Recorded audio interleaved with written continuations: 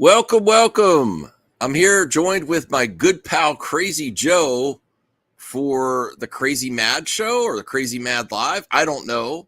We left everyone waiting 21 minutes, and then we had to go with a countdown too. They had to wait another 25 seconds. Exactly. Did I misspell cheese? Oh, I misspelled cheesy. Darn it. Well, we should. I'm a horrible speller, especially right before I go to bed. I set that up. Let me fix it.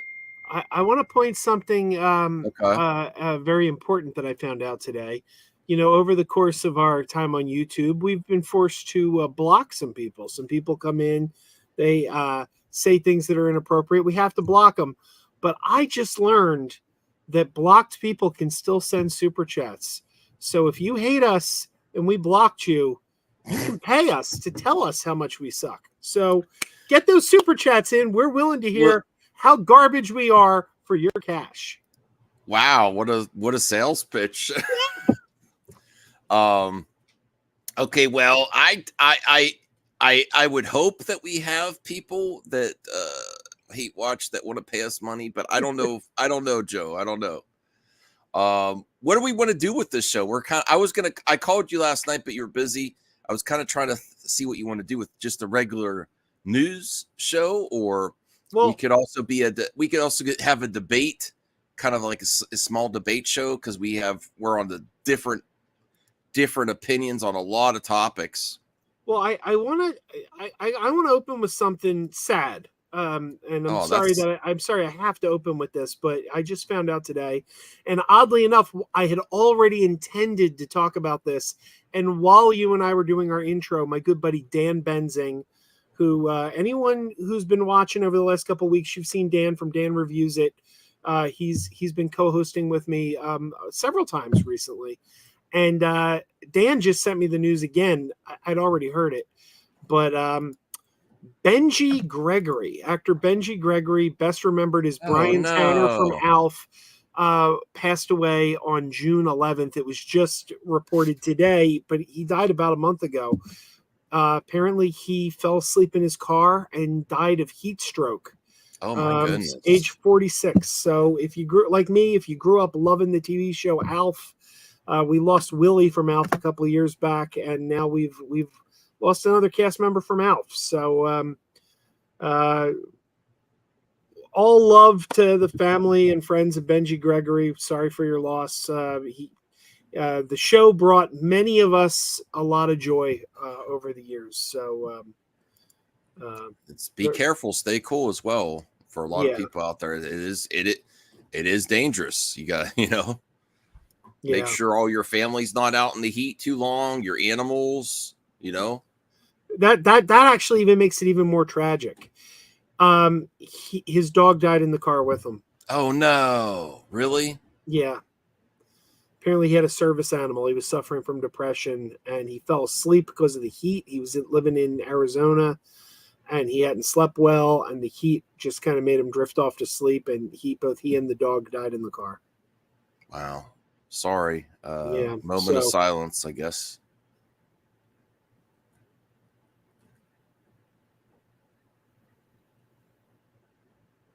So sorry to start it off with a bummer, but you did. But that's a good thing for everyone. Check on people, check on people that have some issues too, because they're more susceptible to the heat. Is dangerous out there. It really is. Absolutely. So check on people and make sure everyone's staying cool. Absolutely. Yeah. RJ's depressed now. We did get a yodel here from Lil Everett. Lil Everett Yoakum has yodeled at us twice, in fact. So what is that? He's yodeling, man. Yodel, adel, edel, idle, ho. All right. There it is. Yodel, back at you. Did I do it right? I think so. I guess that's up for Lil Everett to decide. So, can we talk about the main topic, because I'm really disappointed in James Gunn? Yeah. What is this? What is this all about? You put a picture up of a dog in a Superman cape, and you said that's Krypto. Come on, That is Krypto. it's not. That he's on the set, Joe. Superman is in rubble. There's other pictures of him, you know, and Krypto goes and saves him. That's a dog in a Halloween. He's not even the right breed. It's not even the right breed of dog. That is What are you not talking Krypto. about? Krypto's a white dog. He's all white. You don't know about post-production CGI? Come on, that's not. They can make him. They can make him white. This is, you know, they have to be fair. They have to be fair to the animals and not dye them white. So they're going to do it in post CGI. It is Krypto. What do you mean you're done? This is exactly this is right in line with the other images from the costumes of the Superman Legacy, and it looks cheap, it looks cheesy, and I can't believe Krypto looks this bad. What do you mean? I don't understand what you're saying, because he's standing right. James Gunn is standing right there. What? This is not like a fan thing, Joe. How else can you explain James Gunn's right there, and he's really concerned about the cape? Look at the cape. How else can you explain it? Uh-huh. Well, what's okay? So what's your explanation then? He's on set. Yeah, it's a dog. Okay, why is a dog in a Superman suit on Superman? 3 letters. F-U-N. Fun. Fun. Yeah. Wouldn't that be fun to have a dog on set? It's probably James Gunn's dog. I bet that's his dog. No, that's not his dog. I've seen his dog. His dog's got a little dog. I think that maybe it's more than one dog. You're meeting the generic Gunn brother? No, I'm just kidding. RJ says, I'm meeting Sean Gunn on Friday. I'm going to show him your channel and tell him you that despise his brother and post fake news like this. RJ, tell him I loved him as Alien Orphan in the specials. I'm serious. Why would the dog be there then? Why not? It's just Jacob says it's just a random dog. Why would a dog be on set with a Superman logo and cape? Any number of reasons. Okay. For one thing, they're filming on the streets of Cleveland. Yes. The people in Cleveland know they're filming a Superman movie there. Maybe somebody was walking their dog past the set, and to be funny, put him in a James Gunn Superman walking costume. the dog? No, he's but James Gunn cape. loves dogs. He walked over. He got a picture with the dog for fun. That could be it. Someone on the set could have brought their dog in. How is this not Krypto? Besides, get out of here. Look at him. That doesn't even look like Krypto. He looks super heroic. And Krypto doesn't wear a blue shirt anyway. He only wears a cape. It's just the cast member's dog. They dressed up to be cute. I don't know. I bet that dog likes I think this dog is going to be in the movie. Maybe the dog is in the movie.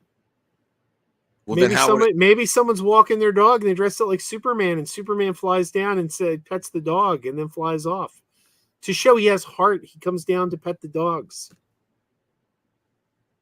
Humanize them. Be wonderful. I actually like that. I'm reaching. Isaac says, I don't know, Max, you tell us, since this was your idea to talk about this. I was gonna say this is another example of James Gunn. The costume's not looking great. That's what I was going to talk about. Why else would he be there? Why would he be there?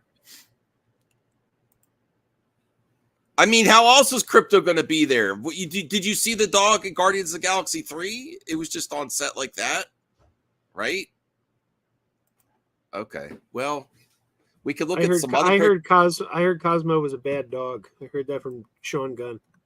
Well, we do have other breaking news. Yeah. Yeah.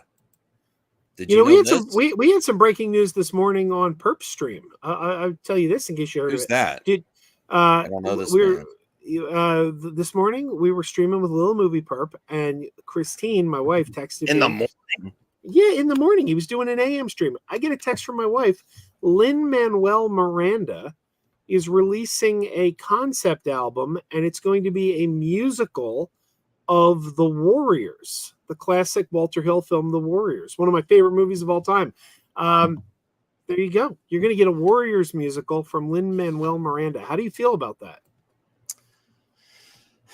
I respect Lin-Manuel Miranda. I really like Moana. I like some of the projects he's been with, but the Warriors seems really odd, and I don't know if it's going to work. I'm open to it. I'm rooting against it or anything. I'm rooting for it, but there's something about, I don't want to be that guy, Joe, that says don't touch it, But there's something about when that was filmed as like a magic in a bottle of like I think they even had real gangs in that movie. Not that they represented the real gang types, but people,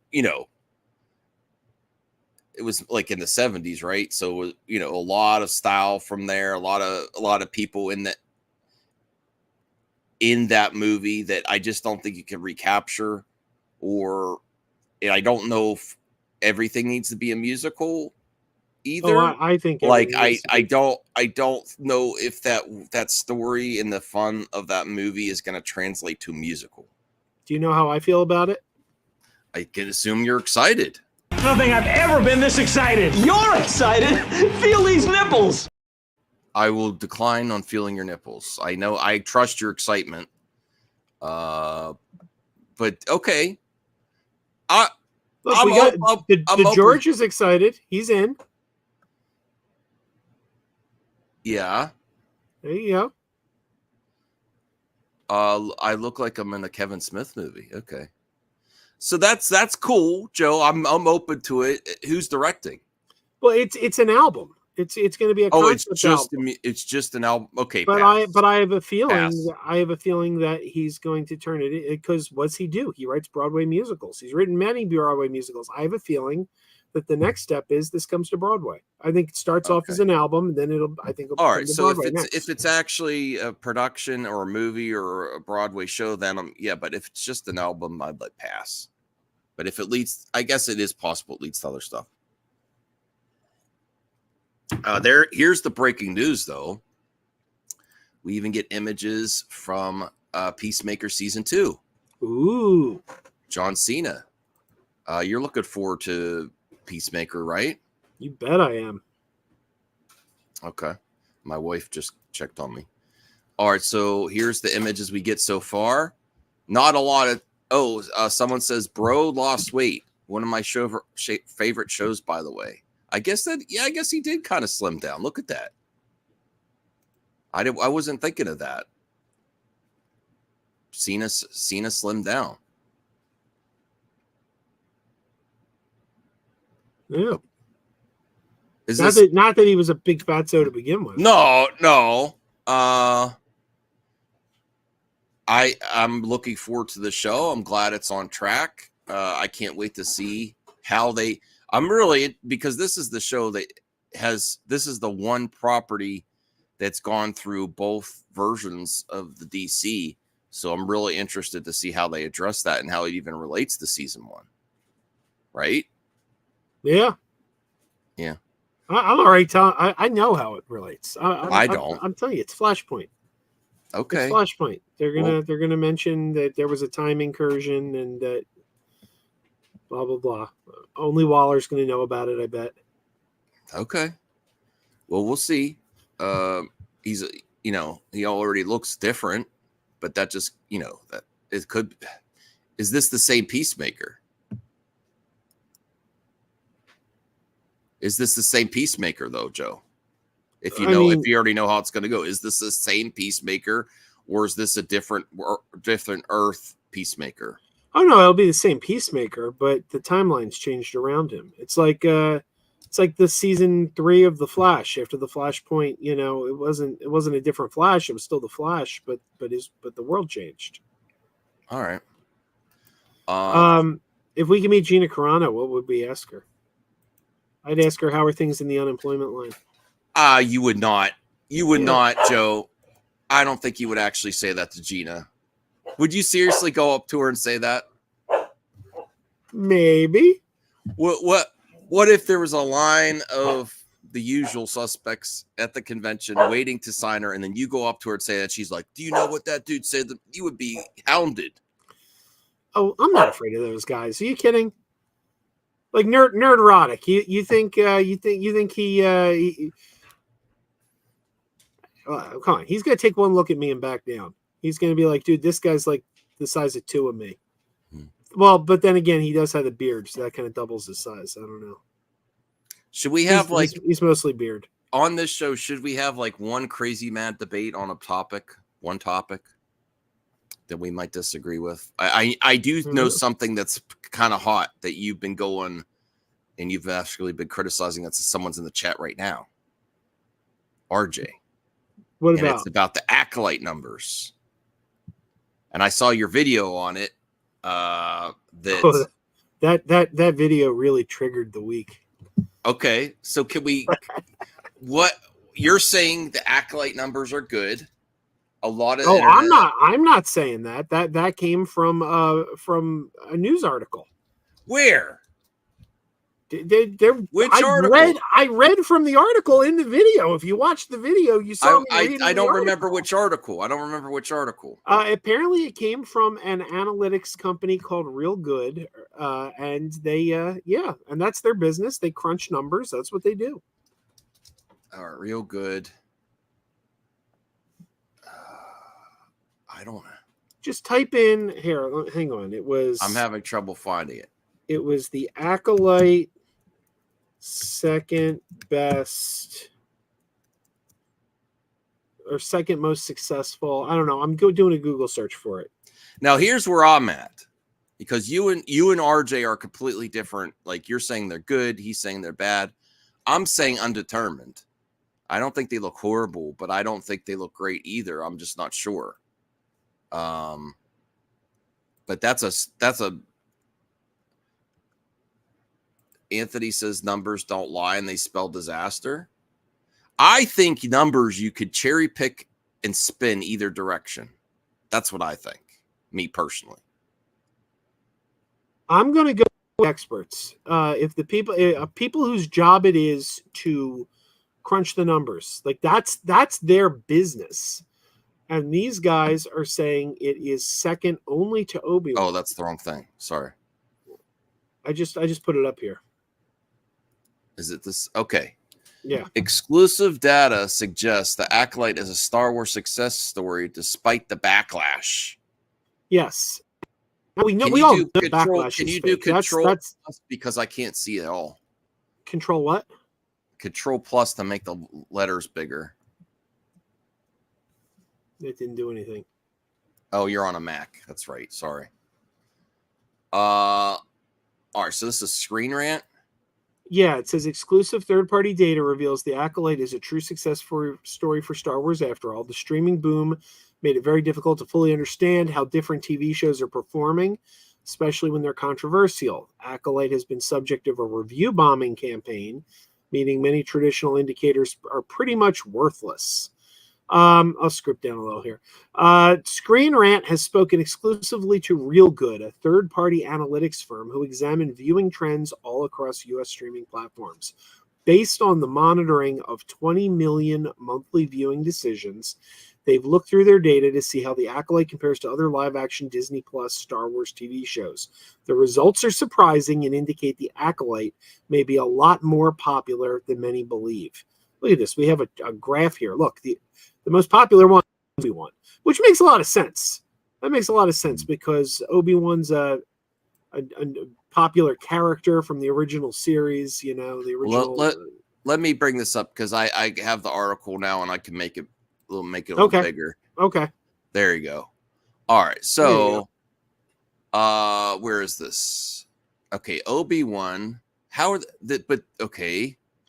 This is a little different. But Joe, I'm going to push back on you. RJ, you're saying numbers you trust. Yeah, here RJ's only given part of the story here. RJ says Nielsen says The Acolyte had the lowest premiere for a Disney Plus show since Andor, and it's way below Ahsoka, Obi-Wan, Boba Fett, and Mandalorian. That's accurate.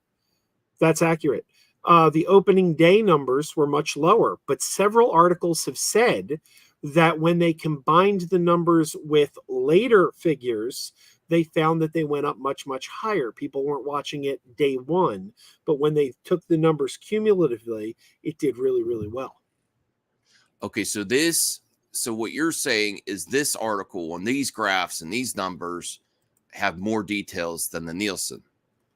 Yeah, they're talking about. They're not just talking about the premiere. Yeah, they're talking about more than just the premiere. They're also talking about engagement with the show through social media. So you see that, this is haters, like, this is you don't have like all the details in the context. This is kind of like Parrot. Success. Yeah, this is kind of like Parrot Analytics. Several years ago, Parrot Analytics was talking about how popular Star Trek Discovery was, and of course, all the online trolls were like, to be fair, though, failure. To be fair, Joe, are you just using these numbers because it fits your narrative? And have you ever used the Real Good company before? Because you're like, I trust this. I trust this. No, I go with anyone who knows what they're talking about. Screen Rant knows what they're talking about. Real Good knows what Screen Rant is just reporting the information. This is coming from an analytics company. I'm going to trust the analytics company. Just but have you ever heard of them before this article, though? Oh yeah, I've heard of them before. Okay, all right. I guess that's what I'm trying to get to. It doesn't matter who's reporting it. If the numbers are it's the numbers that matter. I mean, it could be coming from Gus's gas station .fart, but if they're citing the numbers, so we got data here that says it's doing really well versus like if you read the idiots who were commenting on my video, it was no, it sucks. Well, they're saying so it's like numbers versus it sucks. Woke. They've looked at their data to show the Acolyte compares to other live action. The results are surprising, indicate the Acolyte may be a lot more popular. They were saying by engagement, though. How do they measure engagement? They found track people. Yeah, they track people talking about it online. Like things like that. Can't that give a false reading because people are complaining about it online? But people are also praising it online. Okay. Have you checked the hashtag Yord Horde? Well, those people are loving it. That's a simp group, Joe. That's a simp group for fictional characters. I'm part of the Yord Horde, though, as I say that. All right, so the Acolyte. I don't use the word simp because I've still not figured out what it means. It's one of those millennial words or something, or a Gen Z word that I'm like, okay, you're saying things like, I don't know. My mind went there. Should I explain simp to Joe? And I was like, I'm gonna let it go. Do you know what? Here's one. Do you know what my daughter? Do you know what my daughter says? My daughter says, bet. Did you hear that one? That's when the kids say now. They go bet. If they like something, they'll go bet. First time she said it, we're like, what the hell does that mean? It's just like a shorter way of saying bet. Yeah, you bet I like it. It's just like bet. It's a little weird. No, it's the younger generations like to shorten everything. So they're lazy. No, it's also because I'm assuming it's the prevalence of social media, phones, and text message and stuff. You want to shorten everything to get your point across. Why not? And maybe maybe it's not lazy. Maybe it's the smartest thing to do to get your point across fastest, Joe. I don't know. You say bet, and they're already on to the next topic, and you're still talking about it. Well, it drives her crazy when we say it though, because now we say it. We go bet, and then she's like, she doesn't like it. Okay. Well, she doesn't like that. Your parents adopting your slang is not always a cool thing, Hey, Dante's here. Yeah. Joe, when you go to Dragon Con, are you going to meet the voice acting stars from the original Teenage Mutant Ninja Turtles? I've already met Rob Paulson several times. Rob Paulson's a great guy. So probably not. Okay. We got to conclude this topic, though, because this is a hot debated topic. So you are still saying everyone saying the Acolyte numbers are bad is wrong, Joe. Talk to the audience there. Oh, until we hear otherwise. Until we hear numbers that show us otherwise. All these other articles are saying otherwise. Are they? Where are these other articles? Using the Nielsen numbers. Yeah, but not using the Real Good Nielsen numbers. Numbers are talking about the premiere. Okay. They're just talking about the premiere. All right. Well, let me look at this one more time before. Okay, so it says outperforming the average top 100 shows by a factor of 6. The data gives a fascinating insight until the various Star Wars Disney Plus shows are performing. There could be no doubt the positive reaction to Acolyte Episode 5 will also have boosted the show's performance. But it's only will become clear when the show will come to an end. I agree with that. I think the jury's still out on the numbers. I think it's going to depend on when you get the finale and after Episode 5, because that was a pivotal episode for sure. Even Leslie Headland in interviews said, you're going to know by Episode 5. She said that on the record, Yeah. Season 5 was great. But what is Episode 5? 7.9. Is this is this the whole season or what? I guess. Does beg the 7. question why they haven't greenlit an Obi-Wan Season 2 yet. I guess it's probably because that's probably the toughest one to do a second season for, because Obi-Wan's story, we already know how it ends. So you got to find a way to tell a story that doesn't screw up the existing canon. Maybe that's the problem with Obi-Wan. I got to admit, I'm even looking at this, I'm still confused of what it's actually saying. It's a streaming and engagement index, 7.9 million, I guess, 6.1. I guess that's through the whole season. I don't know. I'm still confused, but at least there's this article, and the Real Good Company is giving some positive insight on the Acolyte numbers. I will end by saying I'm not convinced either way, Joe. I'm not saying they're bad. I'm not saying they're good, but I think the jury's still out on this show. Me personally. I can't get looking at this chart. I can't. It just says 6.1 to 7.9. I need more context to see overall the whole season. I don't know. I still don't know. The others numbers were just on the premiere though. We do know that they were just talking about the premiere. They're talking about the premiere, and it has come out since then that the premiere numbers, the week of the premiere, they got higher numbers towards the end of the week when they got closer to the weekend. Don't forget, it premiered on a Tuesday night, too. RJ is pushing back at you in the chat. He says, Nielsen is far more reliable than this random third-party website. Are they, though? Nielsen's not really known for streaming numbers. Nielsen's known for set-top boxes and what people are watching on it. My friend does Nielsen. He gets paid by Nielsen to, watch shows. They're really shady too. Nielsen pays in cash. They send him cash in the mail every month. I want to get paid that way. They don't send him a check. They send him like a $5 bill. It's really weird. Okay. And then he says Nielsen tracks ratings week to week, which is going to be very important to see how Acolyte is ultimately doing. I will say this without any proof whatsoever. I don't see how people dropped off after Episode 5 and stopped watching. I really don't. I know John Campy is like, I'm out. But Episode 5 was just awesome, and I don't know how people don't want to see how it's going to end. Yeah, Episode 5 was phenomenal. That was just phenomenal Star Wars right there. Mm-hmm. All right, so I guess that's all on this. I really wanted to hash that out. I know you're positive on it. I'm still saying the jury's out, but I don't see how people aren't at least interested in the show. But here's the thing, too. It's also you can see it. Because who's saying it's not good? The usual suspects, right? The usual people that say everything Star Wars sucks. We know that. Well, you could share that. That's what I'm saying. You could cherry pick numbers and spin it whatever direction you want, including Screen Rant, because everybody we know except RJ is loving the show. Like everyone we're talking to is saying that it's great. Like you're liking it. No, I'm not talking. Not everyone. Not everyone. RJ is the only one I've heard saying they don't like it. I know Perp's been enjoying it. I heard Brucifer saying he's been enjoying it. I've talked to people off air, my friends, that say I watched episode 2 and I couldn't continue. And Chris was saying that this has made him think more than any Star Wars movie or show in years. I thank God something made him think. No, I'm just kidding, Chris. I love you. I'm joking. I said that. No, that's great. That's great. I'm really digging it. I'm really digging it, but it's more critical at the beginning. I'm really digging it, but it's not my favorite. But this should be no surprise. I've said many times, the aspect of Star Wars I'm least interested in is the old school Jedi. Luke and Rey are different because they weren't raised by the Jedi Order, so they don't kind of play like traditional Jedi.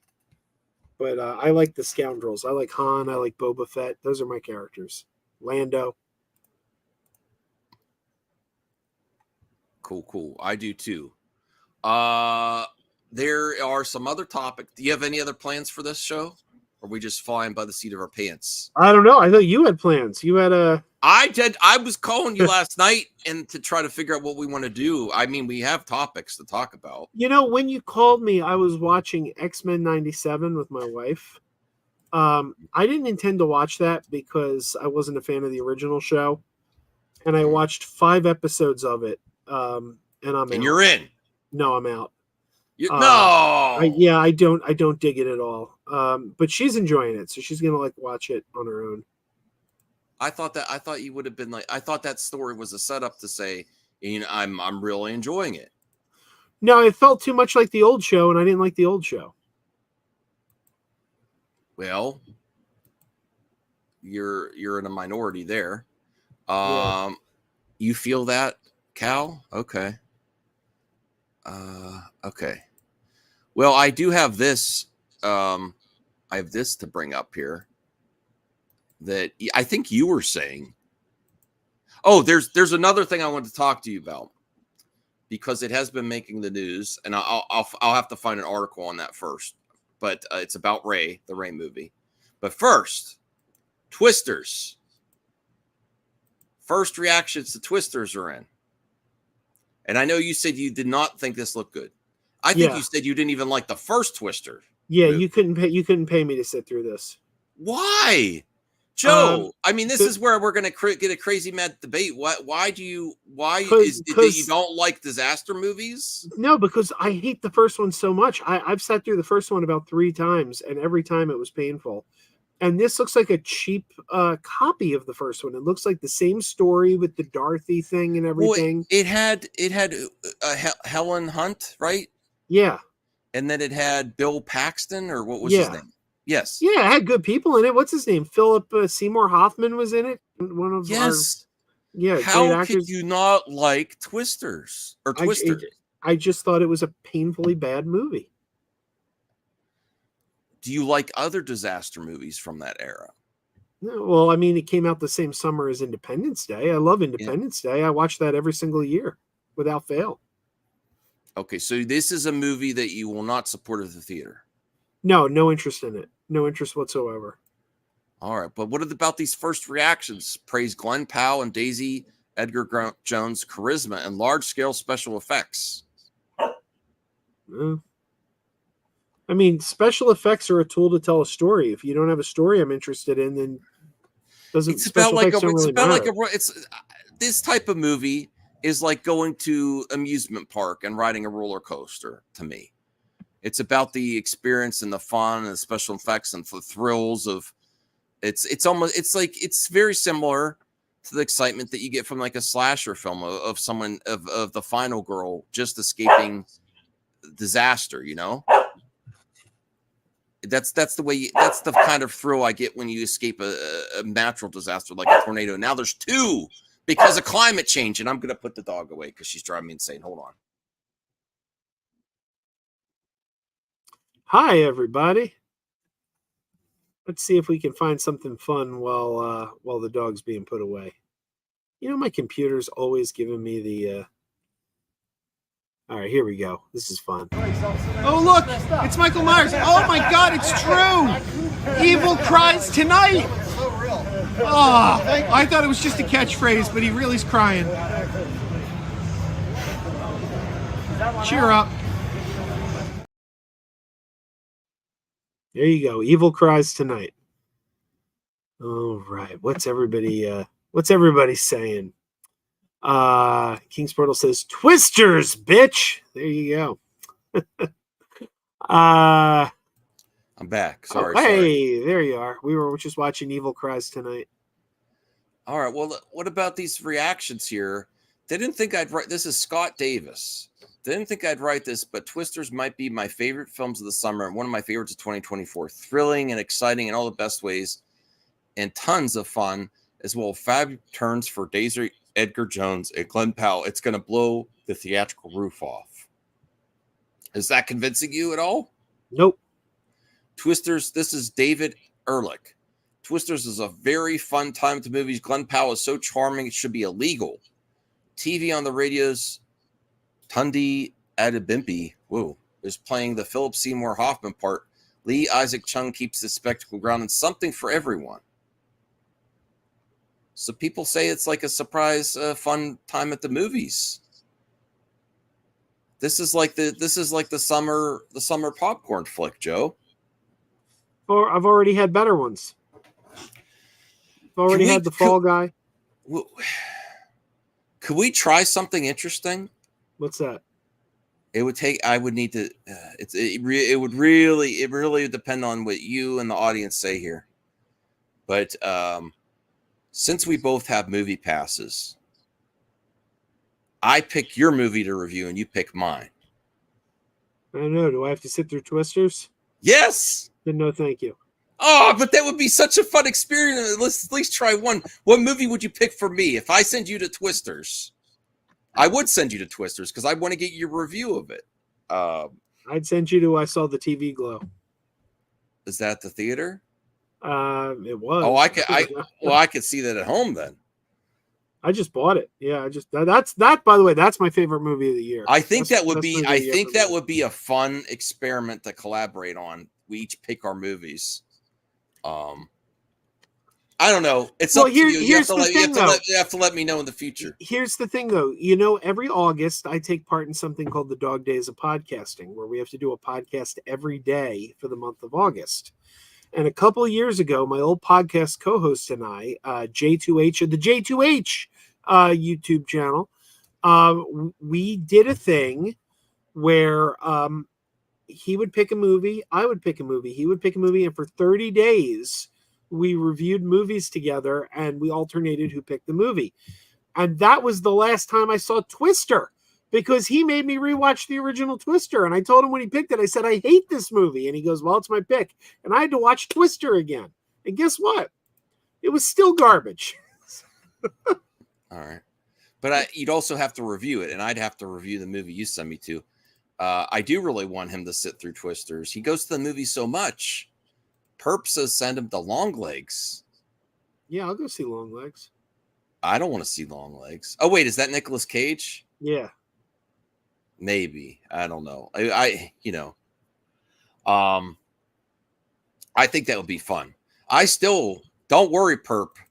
The Evil Dead review is coming soon, so I'm we did Evil me and Dead Perp did 1? something. The original Evil Dead? Yes. I never watched all the way through. I have it on VHS. I just need to sit down. Maybe I'll do it this weekend. Do you know what I got? He has to review Rocky, the first Rocky. Hang on, look what I got right Although here. he's going to try to get out of it. He's going to try to say too much time has passed. I'm not doing it. I've got right here a box set of the complete Evil Dead, with the exception of Army of Darkness, because that was owned by a different studio, but it's got Evil Dead 1, Evil Dead 2, and Ash versus the Evil Dead. It's the Groovy Collection. So do you know what this means? This means that this box set here, Groovy, is a certain Friends episode in there? It contains the work of one Little Movie Perp. It's in here. Little Movie Perp's episode is in this box. Nice. So, there you go. Still got to watch and review that too. Okay. It got a positive review from Nerd Erotic. The jury is still out. Maybe can we do? What would you do it if the audience says we should? Would you consider? Maybe I'll start a poll. It depends. If the audience says I don't have to watch Twisters, I might adhere to it.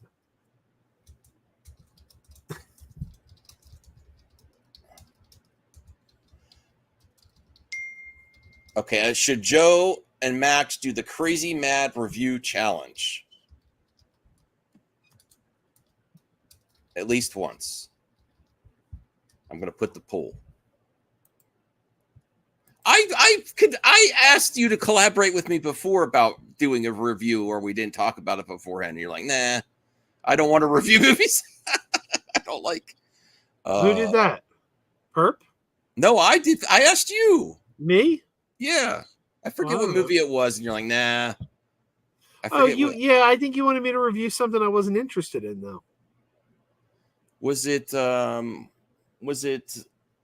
Furiosa or something? Oh, yeah. I just, yeah. No, I saw Furiosa. I don't have much to say about it. I didn't even do a review on my channel for Furiosa.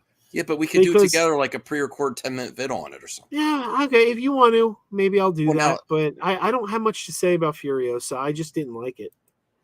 all right. Well, I do want to. I talked about this on other streams, but I want to talk about to you. It's about the Ray movie, which I know you're looking forward to, and this just sounds like horrible to me. And this is not just some rando source. And I wanted to get your opinion on this. So, did you see this at all? This is from Screen Rant. Ray's new Star Wars movie will confront Palpatine's last legacy. How do you feel, Joe, that they're considering? This is not confirmed, but it's still Screen Rant that they're considering having Palpatine in the story again. How so? Well, we don't. It says it's all it says is confronting Palpatine's last legacy. It could be a flashback. It could be, I don't know. Well, I just really don't want to see Palpatine again. And well, even though I'm I trying don't to know. be I need more information, because when you say confront Palpatine's last legacy, don't forget, Rey is an offspring of the Palpatine bloodline. So maybe she is his last legacy. Maybe she herself is the legacy. Mm-hmm. Okay, it says there aren't many confirmed story details about New Jedi Order yet, but there have been some clues as to what the next chapter of the Rey story will concern after Rise of Skywalker's reveal that Rey's father was a Palpatine clone. I didn't even know that he was a clone. I have to rewatch Rise of Skywalker. I didn't know that, Joe, that her father was a clone. I thought he was a natural-born son. I don't believe it's in the movie. I think they said it in like one of the novels or something. Okay. She'll likely need to address her relationship to the Sith Lord and Emperor. Though he suffered his second and final death in the Rise of Skywalker, Palpatine's relationship to Rey may not be the biggest problem he poses to the New Jedi Order, and his final legacy could be even harder to solve. Well, where's this information coming from? I mean, I know it's Screen Rant printed this, but what's their source? Where are they getting this? It doesn't really say in here where they're getting. It just says that they're likely going to. This sounds like it's just speculation, honestly. Yeah, it's not like there's nothing in this article that I see that says maybe this will be a debunked thing clip out. It's just saying that because of what happened in Rise of Skywalker, she's going to have to look into her past. They just might be assuming that they're going to address that in the movie.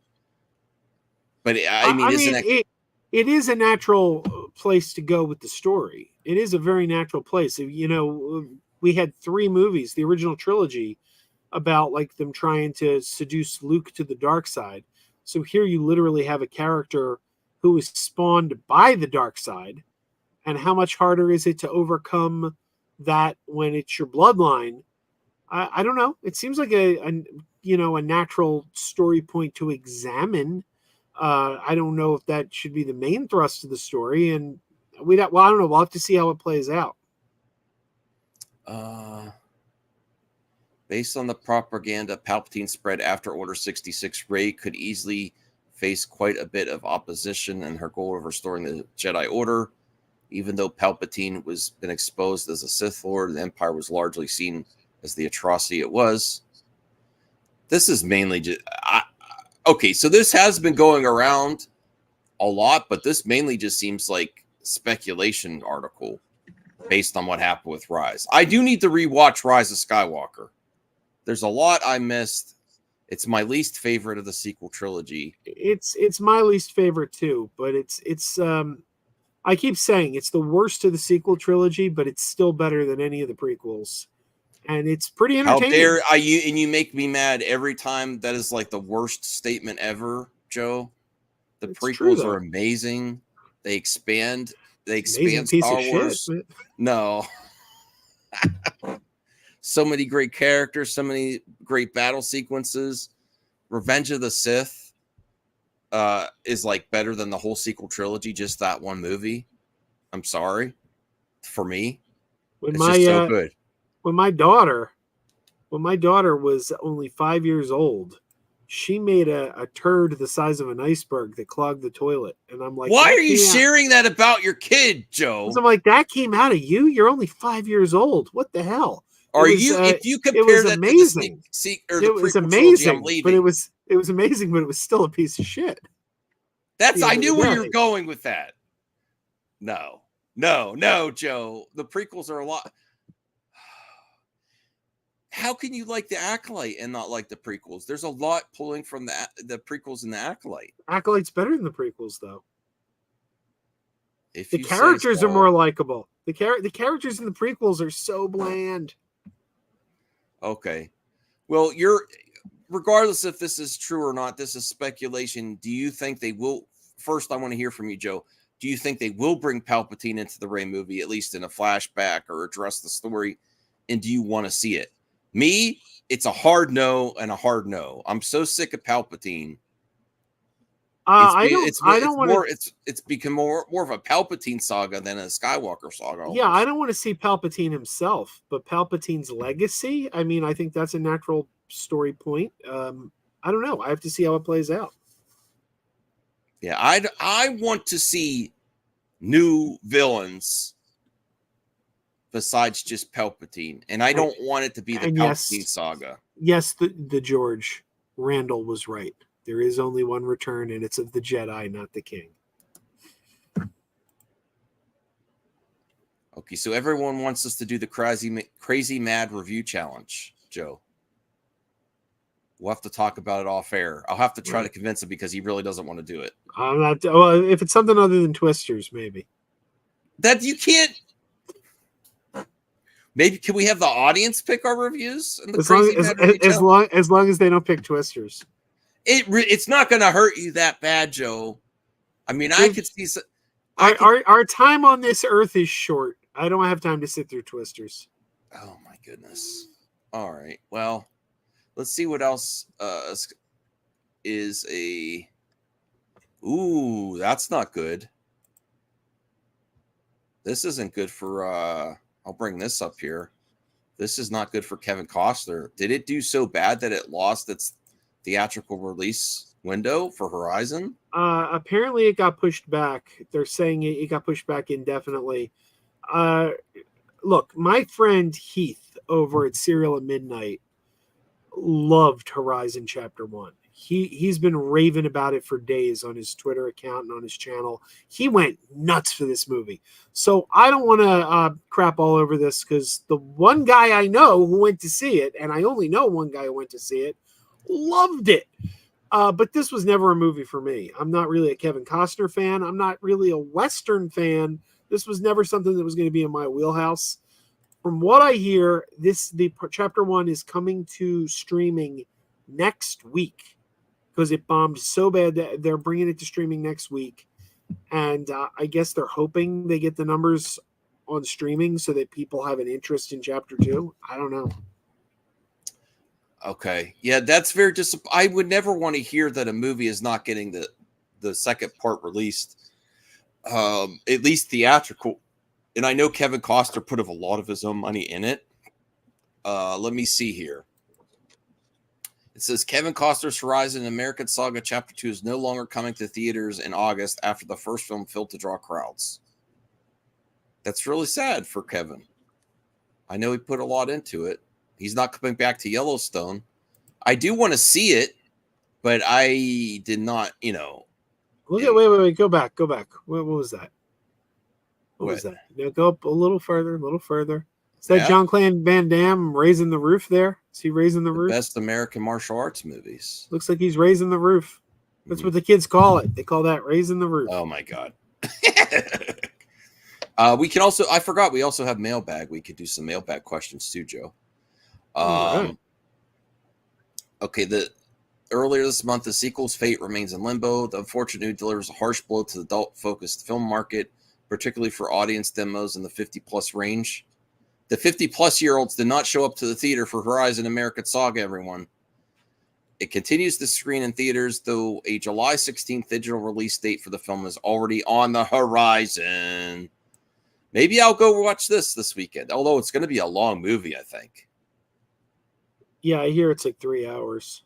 Yeah. I don't know if I have 3 hours this weekend. So, should the saga get a Max release? So, they're saying Max. Is it related to Warner Brothers, this project? I'm not sure who distributed it, quite frankly. Okay. I hope it does well. This just kind of reminds me of when the Tombstone came out back in the 90s. And Kevin Costner did Wyatt Earp. And everyone loved Tombstone, and Wyatt Earp was too long and boring for everyone. You know, I did have another friend. I said Heath was the only one who saw it that I knew. That's actually not true. I just remembered my friend George saw it. And if I remember correctly, I'm looking up his Facebook right now.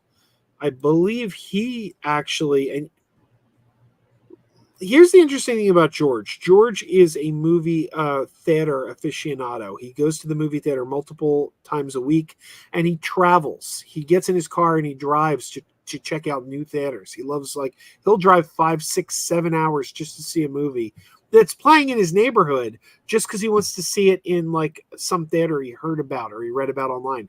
He does really cool things like that. He loves movie theaters. But he wrote, I never say this, but don't go to see this in the theater if you have any desire to see it. Watch it on TV. It is a TV show, not a movie. It should not have ever been put into theaters. It might bore and anger people who want to experience an epic movie and instead sit through a 3-hour pilot episode. That's what happened to me. I wasn't laughing at it because there are also major parts of it. When I wasn't laughing at it because there are also major parts that deserve ridicule. So he said this plays like a pilot episode of a TV series. And when you know that chapter 2 was already shot and that he had a 3 and 4 in the works, maybe there's some credence to that. Maybe it does feel like a setup for a TV series. Okay. All right. I'm decided. The 3-hour thing just might be too. If it's a movie I really want to see, I'll see a 3-hour movie. But if it's a movie that I want to support, that I kind of want to see, I don't think I could sit through the 3 hours of it. Last 3-hour movie I saw was Kinds of Kindness a few weeks ago, and it was painful. Kinds of Kindness. Strange Marvel Theories says my traveling friend is onto something. Theaters are a part of Americana. I agree. There's a lot of great theaters. When Max was here a few weeks ago, he expressed interest in seeing the Colonial Theater in Phoenixville, which is where they shot. I like that Blob. whole area. It's really cool. Yeah. Blobfest is this weekend, actually. Mm-hmm. There's also some good stuff on Twitter right now of images we're getting of look at this. Of Superman in rubble after a really intense battle. What could be doing this to Superman, Joe? What kind of? Well, there's Lex. We know that. What else? Who else do we know is in Superman Legacy as villains? Bring up the thumbnail again. What's that thumbnail image? Krypto. Yeah, there you go. That's who did it. Krypto attacks Superman. It is the same bricks. Right before and after. Let me see. Superman. They're saying Superman clone. Possibly hit by kryptonite. Possibly Krypto attacks Superman. Ultraman. Don't worry, Man. David is just taking a nap. They're saying Bizarro Superman. If it's a Superman clone, maybe it's Nuclear Man. I liked Superman 4. I thought that was interesting. As a kid, I liked it. I own it on 4K. I'm not saying it's great, but I still enjoyed it. I liked that they made their own character. Here's what I always say: the worst Christopher Reeve Superman movie, which is arguably 4, though you could also argue it's 3. I know some people don't like 3 at all. 3 or 4 is clearly the worst Christopher Reeve movie, but the worst Christopher Reeve Superman movie is still good. And I'll tell you why I say that is because at the heart of the film, no matter how bad the special effects or how cheesy the story might be, it's anchored by a sincere performance by Christopher Reeve. He never phones it in. No matter how bad the material is, he never phones it in. Mm-hmm. This person on Twitter says, "Oh my goodness, we're getting a Spider-Man 2 moment in Superman 2. Or Superman, sorry. Like they had with the public helping Spider-Man, they're going to help Superman. Look, they're helping him up. I think it is kind of getting that vibe. I agree with this post, Joe. What do you think? Maybe. See how it plays out. Look at the second image there. It looks like they're helping Superman. Get back in the fight, Superman. We're here for you.Metropolis is here for you. Krypto needs you. Krypto needs you because his outfit is cheesy. It's like a week old now. You and I, but I don't think you and I ever got a chance to react to the Guy Gardner costume. We can if you could find a picture. I don't like it. You don't like it? I was so excited. Oh my Lord. That's my least favorite. Oh God. I was in heaven when I saw that. I was you were in heaven when you saw Guy Gardner's. Yeah. I like his haircut. I think Nathan Fillion fits the part. I love like the costume. I love I love it. I love the matching uniforms. It gave me a real. I have it right here. It gave me a real conglomerate vibe. I felt like I remembered the conglomerate, the matching uniforms. I'm like, oh my Lord, they're totally taking a page from the conglomerate. I feel like this is the movie I've always dreamed of that I never thought I would actually get. Well, this is actually one of the most interesting photos I've seen from Superman so far, because it is a completely different vibe than like BVS, where there's the big, Lex blows up the court building and everyone's outside. And, this is like a really grounded Superman where they're not like praising him like a god, but they're propping him up and saying, get back in the game. That's a completely different vibe than Man of Steel and BVS Superman with how the public is responding to it. If I'm getting the correct vibe from these photos, you know what I'm saying, Joe? Like they were outside, they were like, almost like, oh, like Jesus in the sky or something, which is a way to do Superman. But this is like, he's in the fight. He's down there just like Peter Parker is there, and they are helping him up. It looks like I wish I had a better image of the one on the right, bottom right, but they are helping him up, get back. It's a very different vibe. And I love it. I like that. I like different perspectives on Superman. I can completely get it. And I'm sold on the suit now too, the more I see of it. I love it. Shigeru Miyamoto, In-N-Out Burger. I don't know. That's the Nintendo guy. I love In-N-Out Burger. I've never been in In-N-Out. Oh my Lord. In-N-Out is glorious. I used to live in an In-N-Out state. I don't know why I left an In-N-Out state for a non-In-N-Out state. What about this movie, Joe? We Live in Time with Florence Pugh and Andrew Garfield. I think it's a perfect match for quality actors in a romantic comedy. I don't know anything about the movie, but I like both of them. Well, I think they're in a relationship. They're having a kid, obviously, because she has the pregnancy stick right there, the test. I just am expecting really great things. I think it's just a movie about relationships and life, I'm expecting it's a drama. It's not a romantic comedy. It's a drama. Okay, there may be a sad aspect to it, Joe. Florence Pugh is a very charismatic actress. You just can't help but like her. So I can't think of a better matchup for chemistry for actors, though. I can. Who? Andrew Garfield and Emma Stone. Weren't they actually dating when they shot those movies? That was great chemistry. Oh no, you just ruined it for me. Why? Oh. No, I don't want to see it. I do want to see it though. Really? Oh man.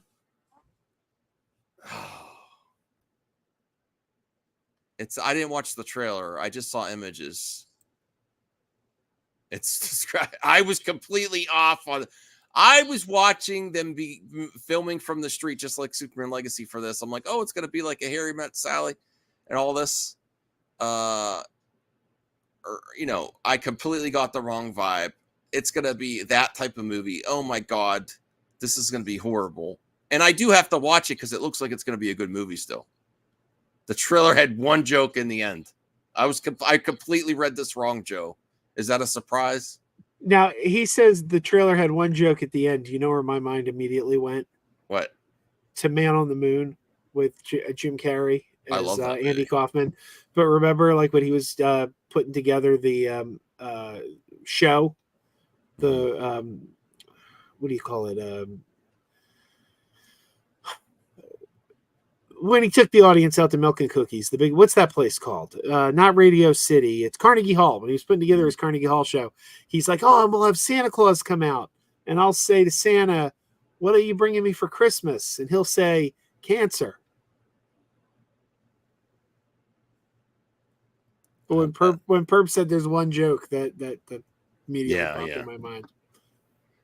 Some other people are thinking the same thing. Finally, a matured romantic comedy. People don't get it. Why do they say oof? Doesn't that sound like they hate it? It's an A24 movie? That guy said a mature movie, but then he said oof. Someone else knows this shirt's going to ruin me. I don't think Emma Stone and Andrew Garfield are a better match than Florence Pugh and Andrew Garfield. I think that's the ultimate match. He was actually dating Emma Stone, though. They were a real couple. Okay, I still think this is a better match. Oh, here's more. Okay, here we go. The Acolyte's viewership is lower than almost every other Star Wars show. Now Lucasfilm has already commissioned Andor Season 2, proving 208 million is relatively fine. It's also worth noting a show like Obi-Wan had the return of Ewan McGregor and Hayden Christensen. So this is another article giving a different spin on it, Joe. Yeah, but where's that information coming from?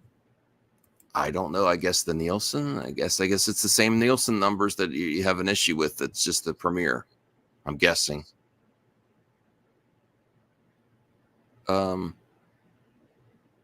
These are all new characters. I'm not going to give excuses for it, but they are all new characters. Every other show had a character that was already established in Star Wars, right? Every other show.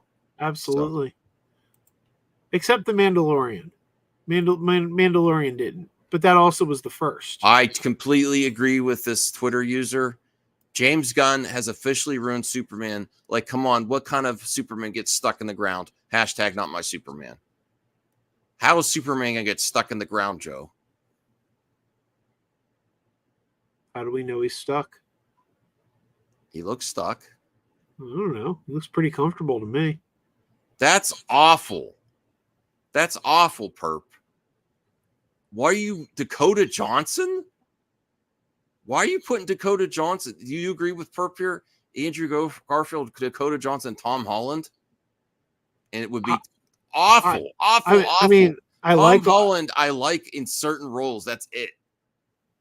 I don't know. I like all those people, except I lost a lot of respect for Dakota Johnson, but I think she's a good actress. Yeah. It's not sarcastic, RJ. Not my Superman. My Superman doesn't get stuck in the ground. Maybe, can you read this, Joe?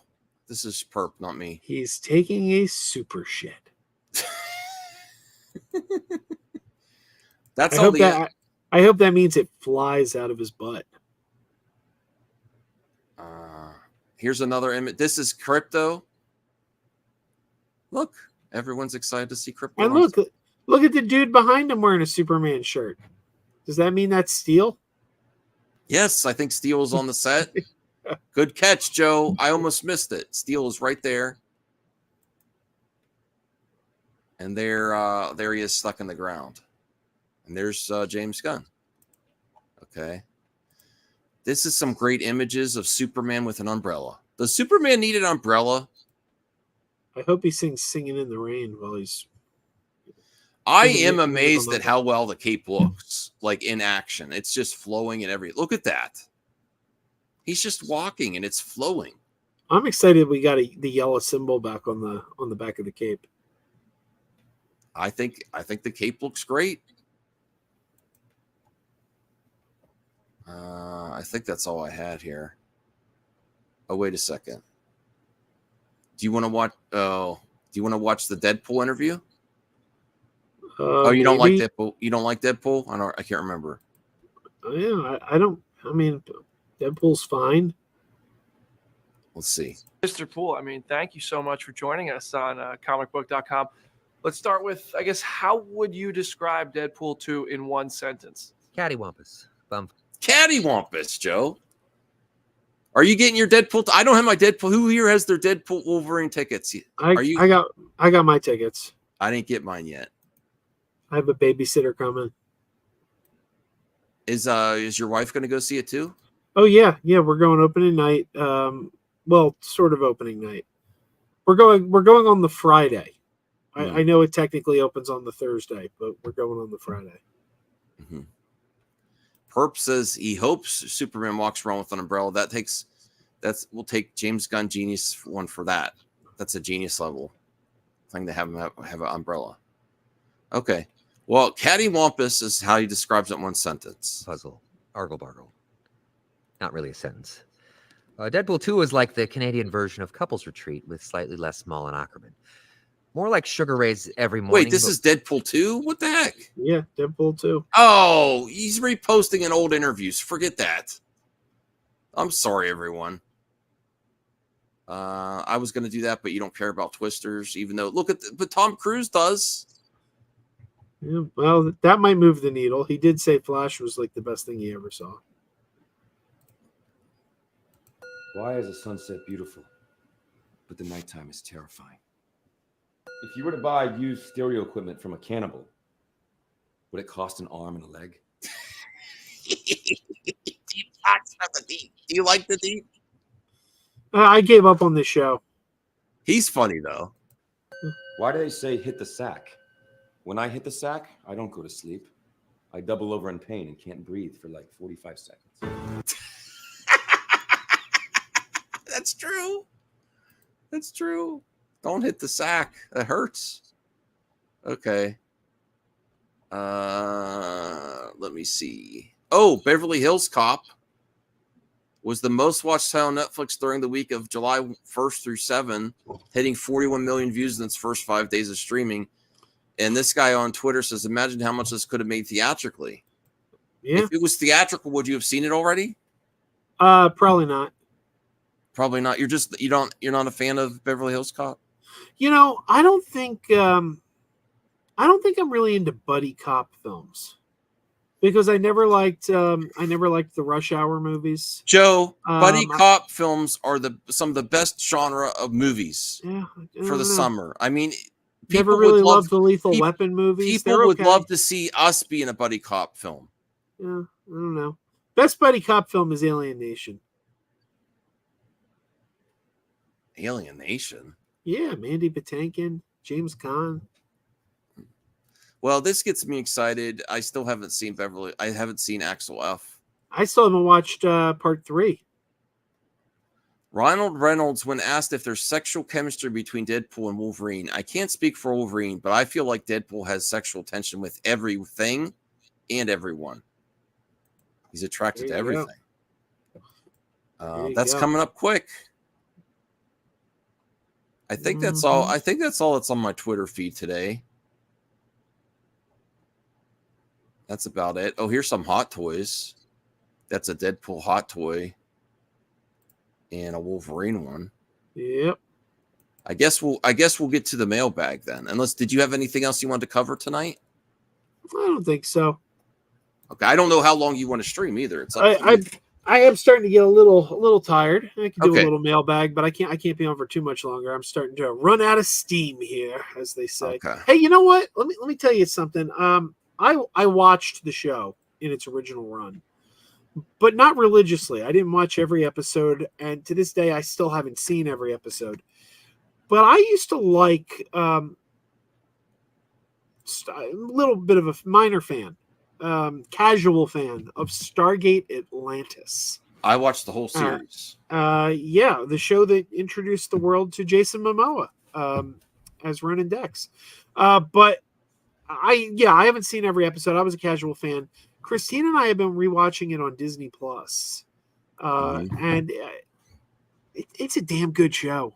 Like It's fun. That's really good. I think I'm enjoying this. What is it now? 20-year-old show more than most of the new shows that I'm watching.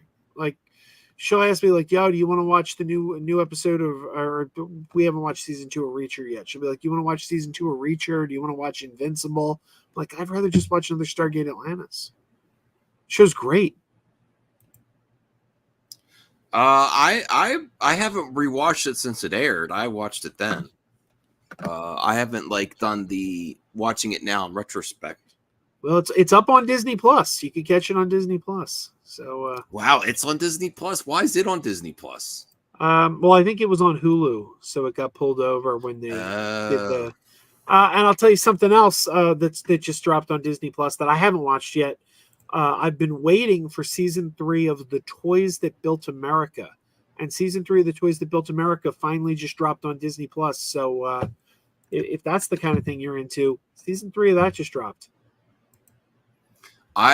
That's like on my to watch list. I haven't. I also want to watch the Jim Henson documentary that you've watched a couple times. I just didn't watch it yet. That's fantastic. Let me bring this up. This is the mailbag. We have a few topics in here from Jacob. So thank you so much, Jacob.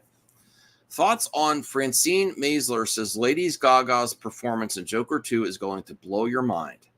Man, she's good. Joaquin blows your mind, but that she could keep up with him and be real and not just wiped off the screen by what that role is and what the performances shows she's good. Remind the audience, what's your thoughts on the Joker and Joker 2, Joe? Are you looking forward to this movie?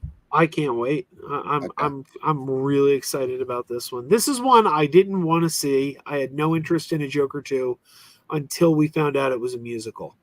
That was the thing that moved the needle for me, and I'm like, oh, wait a minute, what?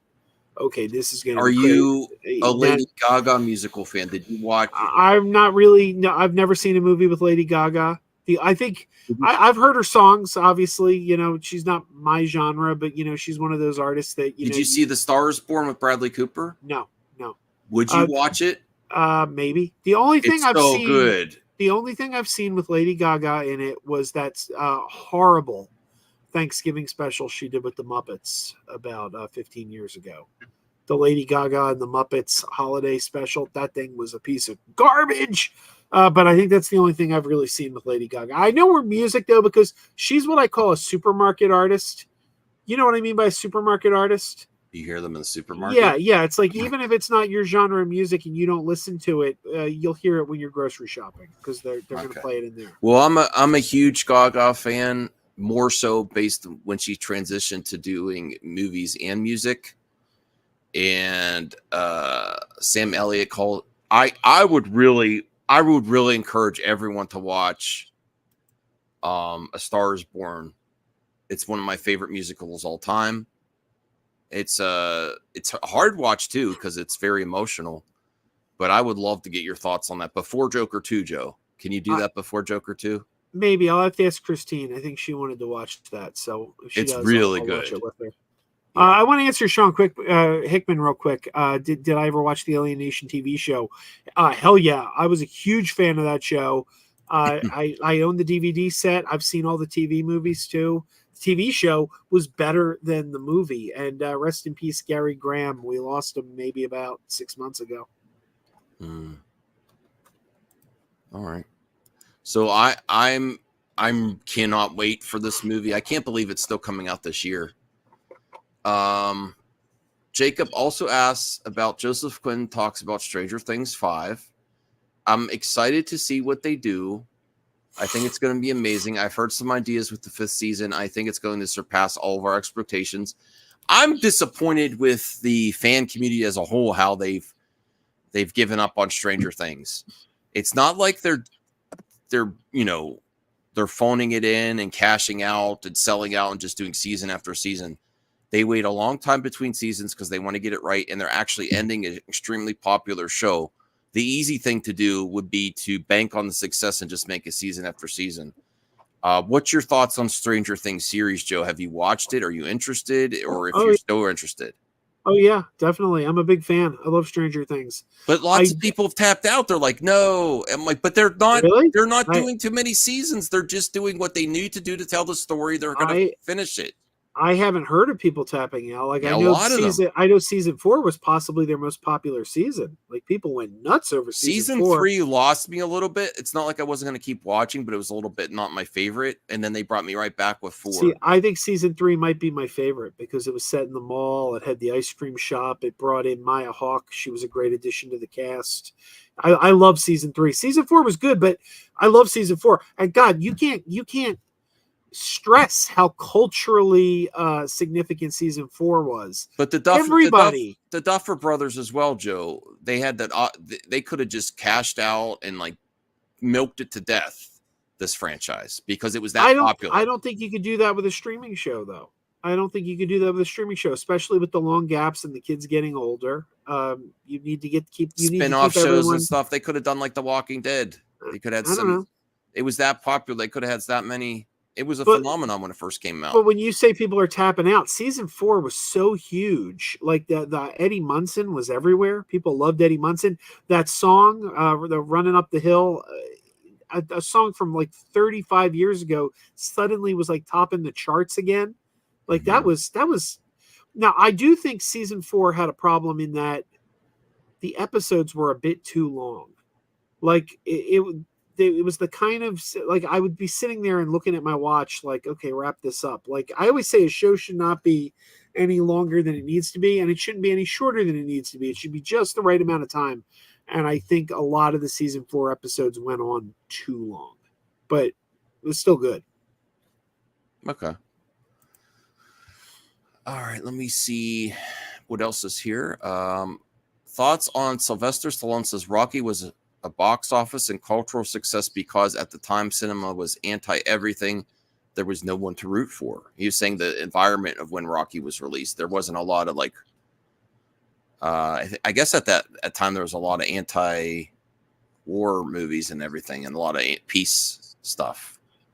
I could see that. I mean, it was a downer of a time. The 70s. You were going through the energy crisis. We were coming out of Vietnam. It was the Nixon scandal. I mean, it was a where I think that the public was bummed out. And then he comes there an underdog and with an American flag on his shorts and has something to root for. Yeah. I could get that. That's one of my. I think the first Rocky should be up in the same consideration when you're talking about like Back to the Future and Star Wars. Well, it's in my top 10 favorite films of all time. But then again, I am from Philly. Hasn't seen it. I think we're required to love it in Philly, though. Like I think it's like one of those like laws, like they kick you out of town. Did you run up the steps?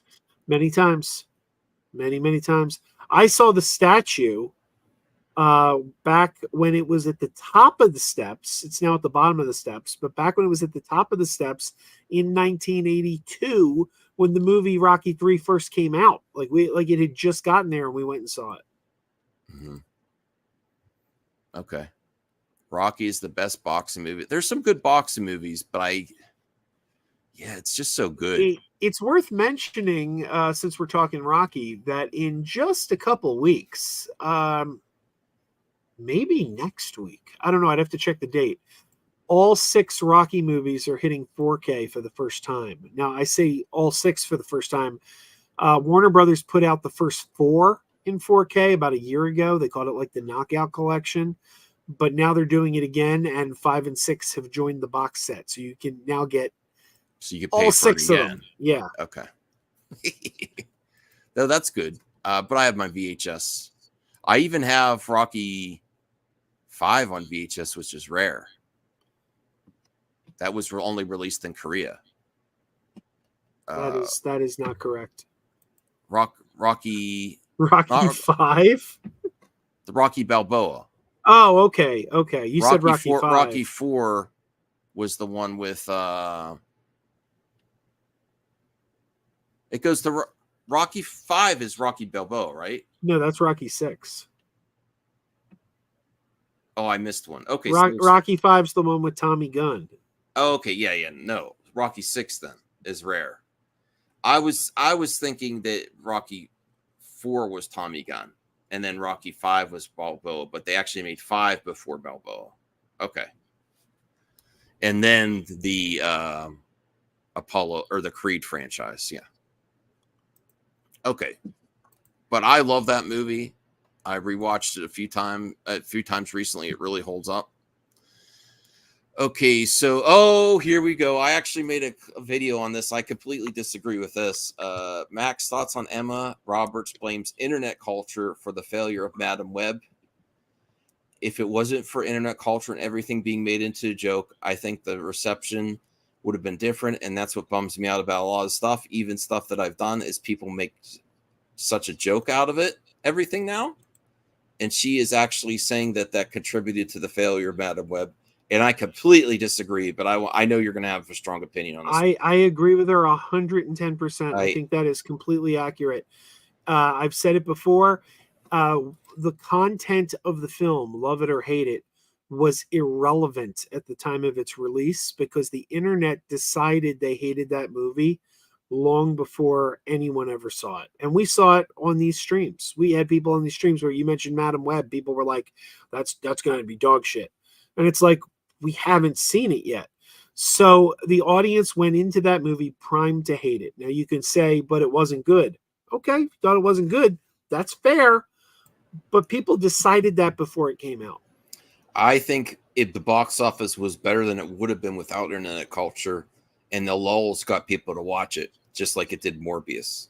I do not agree with that. And Anthony Cheeseman has another point for you, Joe. How do you respond to this? The same internet culture that made Barbenheimer a success. Yeah, well, that's true. Okay. But just because A happened doesn't mean B didn't happen. Basically, the internet decides how they feel before they see a thing. The internet got into Barbenheimer. It became the hot thing. Oh, Barbenheimer. So that was going. Well, I think you're like spinning it here, Joe, because look at the success of the Acolyte. Even though we like it, part of its success right now is people watching it for the lulls and to make fun of it. I think that even though internet culture could be annoying, I agree that it could be annoying. Memes could be annoying. I think even the circus surrounding the Acolyte now is actually helping it. I don't agree with that. Okay. I also, because I've heard people say, "Oh, people are hate watching it." Yeah, I think hate watching is bullshit. I don't believe in hate watching. They're some of the best watchers ever. Yeah, I don't know that I believe. There are people addicted. Are there people? Yes. Are there enough of them to move the needle? That I don't believe. Like we keep hearing people say, the only reason Velma's getting a season 3 is because people are hate watching it. Velma's not my thing. I was never going to watch Velma, but I don't believe that. I believe there's people out there who are watching it because they're genuinely enjoying it. You're just not hearing them because they're not posting online all the time. I've been on the internet long enough and YouTube long enough to know that hate watching is some of the most loyal viewers. I don't know. I don't think I agree with that. And I honestly believe that Madam Web box office would be worse if it wasn't for the memes. Although I personally enjoyed it. I didn't think it was garbage like figure drawing thing. I thought it was fun. All right. Jacob says thoughts on Tamora Morrison wants to return as Boba Fett in The Mandalorian and take over an episode like Din Djarin did in the Book of Boba Fett. I would actually like my character to visit the Mandalorian, the Mando Fort or something, and come in there and kick some really serious arse as well, the way he did and came into my show and stole one episode of my show. So I'd like to do the same thing. So it seems like he's a little disgruntled that Mandalorian came and took the shine from Boba Fett. Boba Fett wants to go take the shine from the Mandalorian, although I think people would like that. Yeah, go for it. So you're all for that too? I want to see that. More Boba Fett is never a bad thing. Thoughts on A Quiet Place Day 1 crossed 170 million at the worldwide box office. The film had a budget of 67 million. That's great. Yeah. I want to see more budgets, lower budget movies succeeding. Not everything has to be 200 million budget, right? Yep. I like seeing movies succeed, whether it's a movie I like or a movie like Quiet Place Day 1, never a movie I was going to see. I didn't like the first two. was never going to go see this one. But I like seeing movies succeeding. I like seeing theaters doing well. Wonderful. It's wonderful that people are going to see all these things. It makes my heart swell with pride. Because it's getting a little bit later, let's cover these next three all at once. Despicable Me opens $122 million domestically. Film's already grossed $220 million. Okay. I'm kind of lost interest in Despicable Me. Thoughts on Inside Out 2 has passed 1.2 billion in 3 weeks, one of the fastest growing films of all time. That's amazing. I still haven't seen it. And thoughts on Maxine earned 6.71 million on the domestic box office opening, the highest of the trilogy. It's also the best of the trilogy. I love Maxine. I like Pearl better. You like wait, Pearl better than Maxine? Yeah, I liked Maxine, but I think Pearl was overall a better film. Huh. I liked Pearl, but it's my least favorite of the three. I like Maxine because the Maxine character, but if you're talking about like horror slasher, the villain in this one, without spoiling it, was like the villain in Maxine. See, I loved the villain in Maxine. I thought it was really well thought out, because when I realized who it was, and then I realized that they telegraphed it. I mean, I don't want to give anything away. Yeah. It's a well-constructed trilogy. Let me put it that way.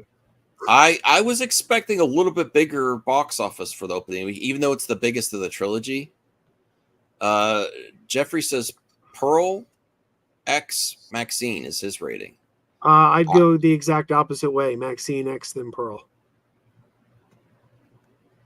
And let me just say something. I would go Pearl, Maxine, and the next. Let me say this too.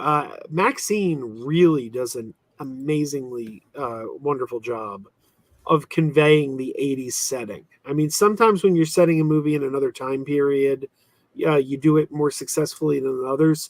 Maxine just felt like the 80s from start to finish. All right. Yeah, it did.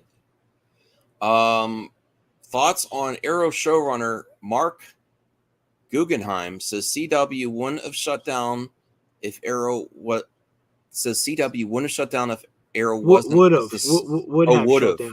shut down if Arrow wasn't a success. Took us out to lunch. It basically laid out us in incredible detail the reality that if Arrow wasn't a hit, there would be no more CW. Wow.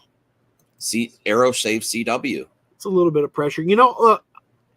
Arrow was a success. Hindsight's 2020. You could look back and go, okay, that was a success. Okay. But at the time, if you put yourself back in the thoughts and the minds of people at the time that show came out, it seemed like an odd show, because Smallville was just ending a 11-year run, and Green Arrow, played by Justin Hartley, was a character on Smallville.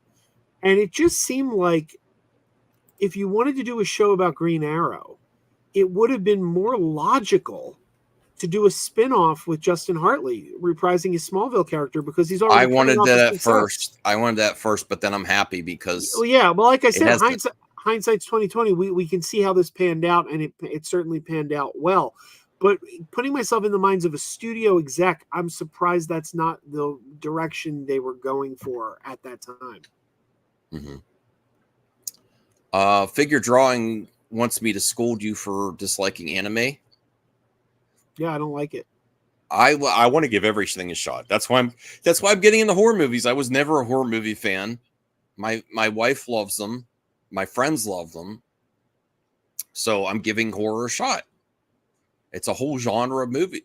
Also with music, I'm giving it into like heavier metal music because of some of my friends, and I'm getting into some country. As the older I get, the more experiences I want to experience. But he also asks a question, even though you don't like anime. We only have one more mailbag question after this, Joe, because I know you're getting sleepy. What about Miyazaki? Would you show Miyazaki movies to your kids? There's some of those movies, though. I love the Miyazaki films, are a little bit. There's some adult themes in some of them. I don't know Miyazaki. Can you name some titles? Princess Mononoke. Oh yeah, my daughter likes Princess Mononoke. Legend of Totoro. Yo, they love Totoro. Yeah, they both like Totoro. Hey Rhea. Hey Rhea. Their favorite, I know.